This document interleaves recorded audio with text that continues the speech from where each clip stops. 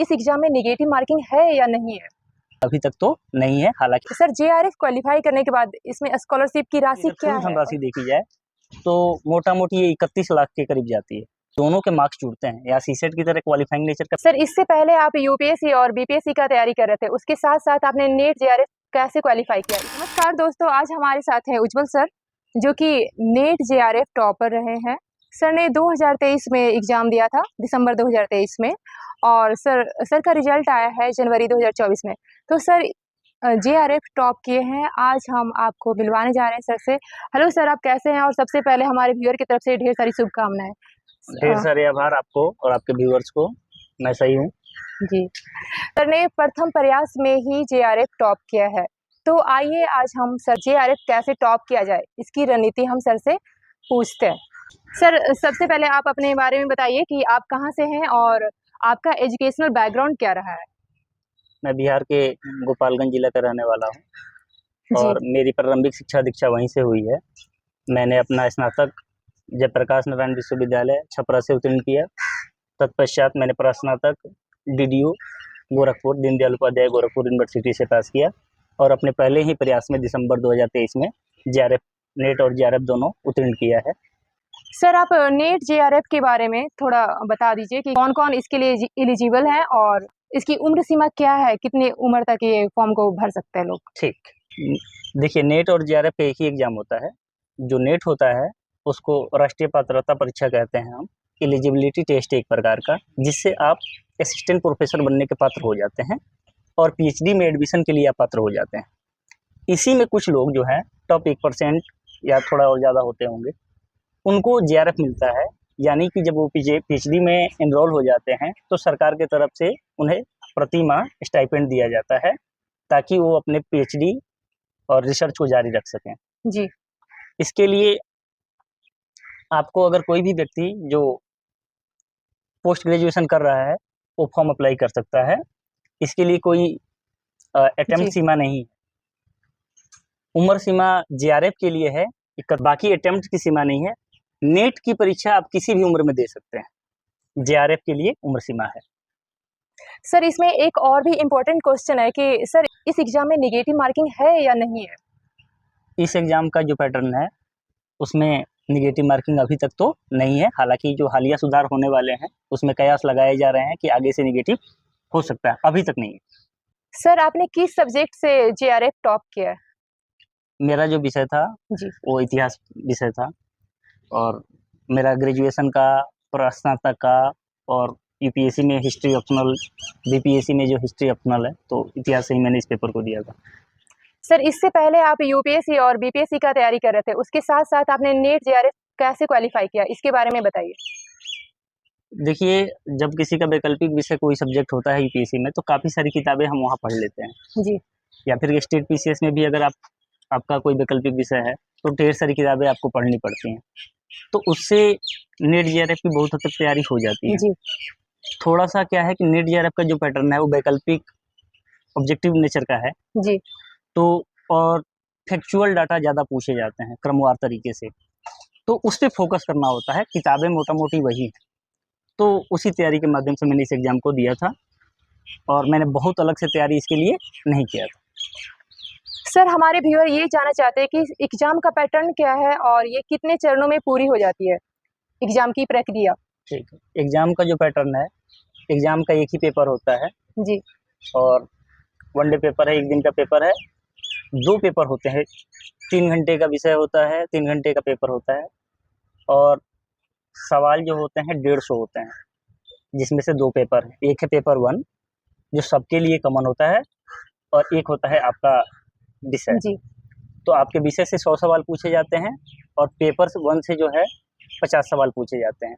सारे question 2 marks के होते हैं। तो 3 घंटे का पेपर होगा, कोई ब्रेक नहीं होता है बीच में और 300 नंबर का होता है। अभी तक जो पेपर होता था वो ऑनलाइन माध्यम से होता था। अब की बार जो जून में कंडक्ट होगा पेपर ऑफलाइन होगा। तो दोस्तों आपको ये बता दें कि यूजीसी के द्वारा नेट जेआरएफ का एग्जाम कंडक्ट किया जाता है और इसका जो फॉर्म है अभी फिल किया जा रहा है। इसका एग्जाम 16 जून को होने वाला है। 18 जून डेट बदल दिया गया है। अच्छा, डेट बदल दिया गया है, 18 जून को होने वाला है। तो हम सर से ये जानना चाहेंगे कि जो बच्चे अभी तैयारी कर रहे हैं और जिन्होंने अभी फॉर्म फिल किया है, वो किस तरह से तैयारी करें कि उनका 1 महीने के अंदर जा सके, जिससे जेआरएफ क्वालिफाई हो जाए उनका। अभी समय काफ़ी कम बचा हुआ है, जी, तो बिगिनर्स के लिए तो बहुत ज़्यादा उपाय नहीं है, लेकिन कुछ लोग जो पहले से तैयारी कर रखे होंगे, उन्हें क्या करना चाहिए कि पेपर 1 पे ज़्यादा से ज़्यादा समय व्यतीत करना चाहिए, ताकि वहाँ अपना स्कोर बढ़ा सकें। क्योंकि दोनों के मार्क्स जुड़ते हैं, यहाँ सीसेट की तरह क्वालिफाइंग नेचर का पेपर नहीं है, जी, जी, तो यहाँ पेपर के मार्क्स ऐड होते हैं। तो और पेपर 1 का जो सिलेबस है, वो काफ़ी छोटा है और वहाँ से सवाल बनने वाले आते हैं। जी, जो आपका विषय का सब्जेक्ट जो आपका विषय का पेपर होता है, वो काफ़ी ज़्यादा लेंदी है, तो वहाँ 1 महीने में बहुत अच्छी तैयारी आप नहीं कर पाएँगे। तो मुझे लगता है कि किसी को अगर जेआरएफ एश्योर्ड करना है, तो उसे पेपर 1 पे ज़्यादा मेहनत करना चाहिए इस बचे समय में। सर हम बिगिनर्स के बारे में भी पूछना चाहेंगे कि वो कैसे तैयारी करें? अगर वो करना चाहते हैं 1 महीने में ही क्वालिफाई, तो सर उनको क्या करना चाहिए? उनके लिए तो 1 महीने में थोड़ा मुश्किल होगा, लेकिन वो पीवाईक्यू को ध्यान में रख के ज़्यादा से ज़्यादा तैयारी कर सकते हैं, पीवाईक्यू को ज़्यादा लगा सकते हैं। और कोई किताब, एक किताब, जैसे मैं हिस्ट्री का हूँ, तो मैं कह सकता हूँ कि नीरज पांडे या फिर आर्या पब्लिकेशन की जो पुस्तक है, वैसी किताब या किरण की जो पुस्तक आती है, पतली सी किताब है, इनको बार-बार रिवाइज़ कर सकते हैं कम समय में और उसका सदुपयोग कर सकते हैं कम समय में। सर हमारे जो व्यूअर हैं, उसमें से सबसे ज़्यादा स्टूडेंट हैं जो यूपीएससी, बीपीएससी और भी कई वनडे एग्ज़ाम का तैयारी में लगे हुए हैं। तो सर मैं आपसे ये पूछना चाहूँगी कि क्या इन लोगों के लिए ये ऑप्शन बी की तरह काम कर सकता है, जेआरएफ? बिल्कुल, अगर आप वनडे एग्ज़ाम को देखेंगी या फिर स्टेट पीसीएस या यूपीएससी के देखेंगी, तो सीसेट का जो पेपर है यूपीएससी का, जी, 4-5 यूनिट उसके और जो स्टेट या फिर वनडे एग्ज़ाम के भी लोग हैं, सारे लोग math, reasoning, data interpretation, comprehension, reasoning और एनवायरनमेंट जैसी चीज़ें सारे सब जी, एग्ज़ाम्स में कॉमन ही हैं। जी, तो ये 4-5 यूनिट तो नेट जेआरएफ में भी पूछा जा रहा है, जी, तो यहाँ वो आ सकते हैं। दूसरा वैकल्पिक विषय, अगर उन्होंने ग्रेजुएशन और स्नातक कहीं से कर रखा है किसी सब्जेक्ट से और ठीक से पढ़ रखा है, तो उस सब्जेक्ट को लेके अगर वो जेआरएफ का एग्ज़ाम पास करना चाहें, तो कर सकते हैं। ये प्लान भी हो सकता है उनके लिए। सर जेआरएफ क्वालिफाई करने के बाद इसमें स्कॉलरशिप की राशि क्या है और कितनी मिलती है? शुरुआती चरण में जो जेआरएफ का पैसा मिलता है, वो 2 साल तक आप जेआरएफ रहते हैं, जी, फिर आप 3 साल एसआरएफ के रूप में काम करते हैं। जी, तो जेआरएफ मतलब जूनियर रिसर्च स्कॉलरशिप जी, और एसआरएफ मतलब सीनियर रिसर्च स्कॉलरशिप। जी, तो दोनों की धनराशि अलग-अलग आती है। अगर दोनों को कंबाइंड रूप से देखें तो 5 साल तक पैसा आता है और 5 साल की अगर कुल धनराशि देखी जाए, तो मोटा-मोटी ये 31 लाख के करीब जाती है।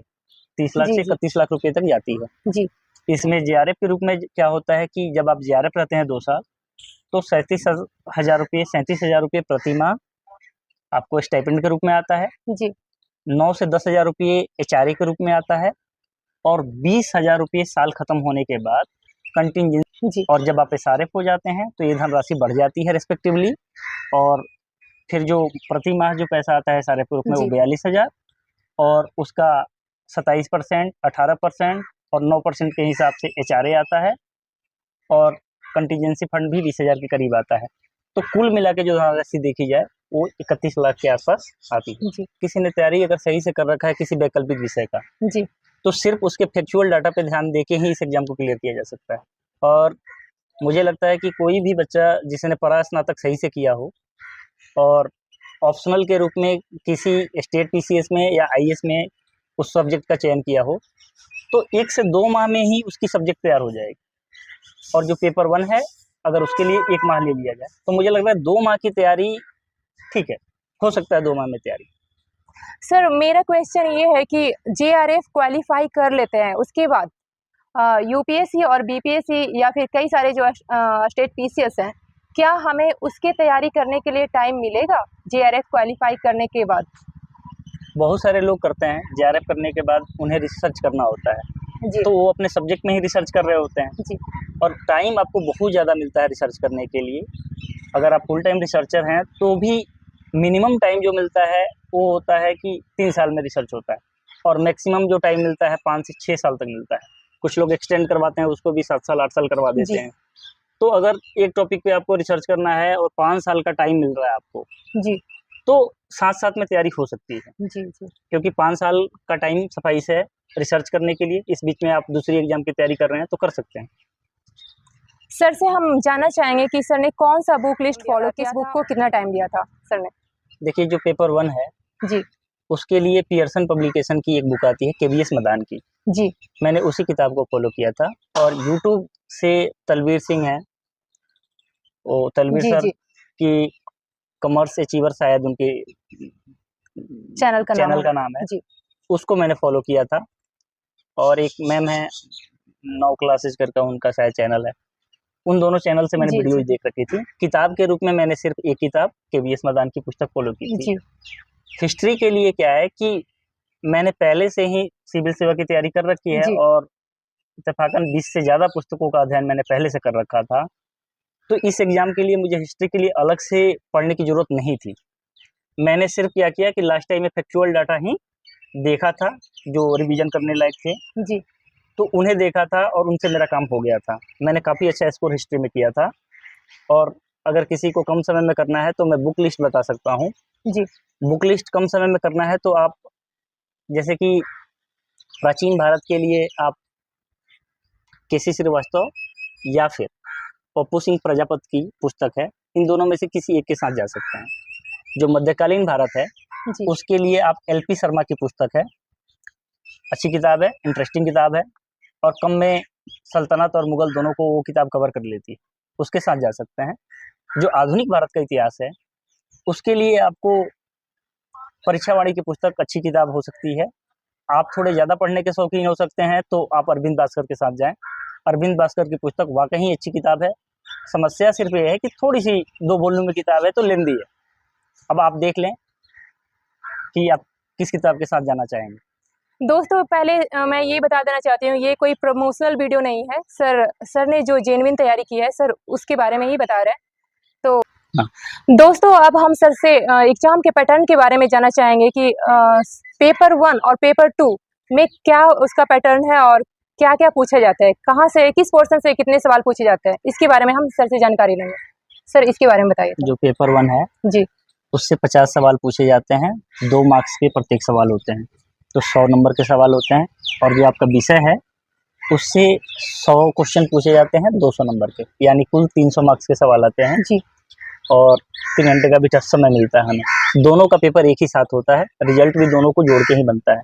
पेपर 1 में क्या क्या पूछा जाता है, मैथ, रीजनिंग, जिसको लॉजिकल रीजनिंग वहाँ सिलेबस जी में लिखा गया है, डाटा इंटरप्रिटेशन है, पीपल डेवलपमेंट एंड एनवायरनमेंट, जी 4 हो गया। और फिर आपको देखेंगे तो टीचिंग एप्टीट्यूड आता है, रिसर्च एप्टीट्यूड आता है, कम्युनिकेशन आता है और हायर एजुकेशन आता है। टोटल 10 यूनिट हैं। जी जी और 10 यूनिट से मोटा मोटी एक यूनिट छूट गया आईसीटी, जी तो ये 10 यूनिट है टोटल। 10 यूनिट से 50 सवाल पूछे जाते हैं, एवरेजन 5-5 सवाल सबसे आते हैं। जी थोड़ा सा कभी कभार ऊपर नीचे हो सकता है किसी से।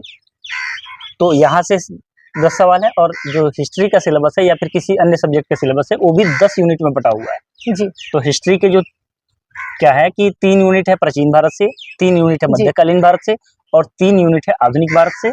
इसके अलावा हिस्ट्रियोग्राफी से सवाल पूछे जाते हैं और अभी कुछ दिनों से सिनेमेटोग्राफी से भी सवाल आने लग गए हैं। जी इन दोनों की तैयारी के लिए भी आप पुस्तकों का अध्ययन कर सकते हैं। हिस्ट्रियोग्राफी के लिए ई श्रीधरन की पुस्तक आती है, वो आप पढ़ सकते हैं, या फिर दृष्टि या अरिहंत पब्लिकेशन जैसी किताबें हैं, उनके पीछे शॉर्ट नोट्स मिल जाता है हिस्ट्रियोग्राफी पे।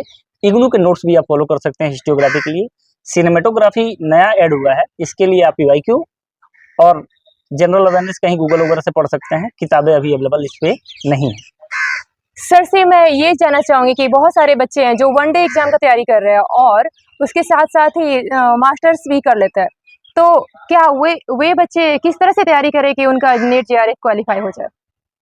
अगर किसी ने प्रास्नातक अच्छे से पढ़ा है 2 साल, जी अच्छे से मतलब ठीक से पढ़ना पड़ेगा, जी तो अगर 2 साल सही से किसी ने टाइम जी दिया है किसी विषय को, तो मुझे लगता है कि उसकी पकड़ ऐसी हो सकती है कि वो एग्जाम निकाल ले। क्योंकि पेपर 1 का जो सवाल है वो तो वनडे वाले भी मैथ, रीजनिंग, डीआई, कम्युनिकेशन, जी ऐसे सब्जेक्ट तो आसान है सबके लिए। जी जी टीचिंग एप्टीट्यूड, रिसर्च एप्टीट्यूड थोड़ा सा टेक्निकल होता है, तो उसके लिए तैयारी कोई भी कर सकता है। थोड़ा थोड़ा टाइम लगेगा, कर लेगा। लेकिन इतिहास या फिर कोई अन्य विषय से आप जिसका चयन करते हैं तो उसमें क्या है कि बहुत इन डेप्थ सवाल पूछे जाते हैं। अगर कोई वनडे एग्जाम जैसे कि डोसेंट के भरोसे लोग देते हैं, तो वैसे तो तैयारी से ही नहीं निकलने वाला। जी इसके लिए इन डेप्थ तैयारी करनी पड़ेगी आपको, और सब्जेक्ट पे आपकी अगर अच्छी पकड़ है तो आपकी तैयारी हो सकती है।